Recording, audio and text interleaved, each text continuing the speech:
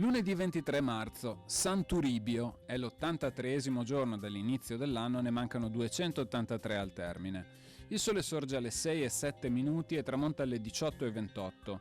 La luna si leva alle 6:15 e tramonta alle 17:29.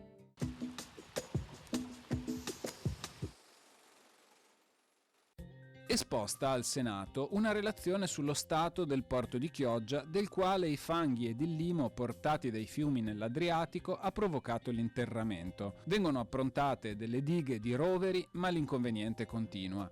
Verranno risolti i problemi soltanto con la costruzione dei murazzi nel XVIII secolo.